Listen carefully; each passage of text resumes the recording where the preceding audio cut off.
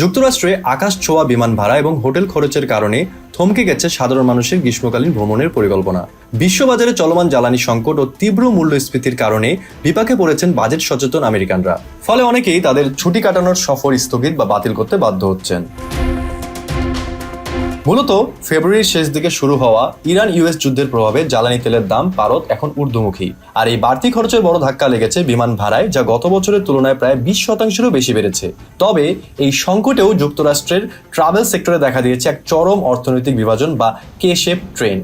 সাধারণ ইকোনমি ক্লাসের ভাড়া আকাশ ছোঁয়া হলেও ফার্স্ট ক্লাস বা বিজনেস ক্লাসের ভাড়া বেড়েছে মাত্র 7%। ফলে মধ্যবিত্তরা টিপ বাতিল করলেও ধনীরা চড়া দামেই ঘুরতে যাচ্ছেন। চলতি বছরের এক সমীক্ষায় দেখা গেছে মাত্র 45% আমেরিকান এই গ্রীষ্মে ভ্রমণের পরিকল্পনা করেছেন, যা গত 6 বছরের মধ্যে সর্বনিম্ন। বিশেষ করে মধ্যবিত্তদের মাঝে ভ্রমণের হার এক ধাক্কায় 45% থেকে 37% নেমে এসেছে।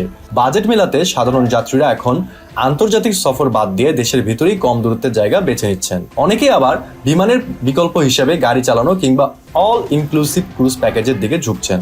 অর্থনীতিবিদদের মতে হেডলাইনগুলোতে ভ্রমণের চাঙ্গা ভাব দেখা গেলেও তার আড়ালে মধ্য ও নিম্ন আয়ের মানুষ মূলত ভ্রমণের বাজার থেকে ছিটকে পড়েছেন।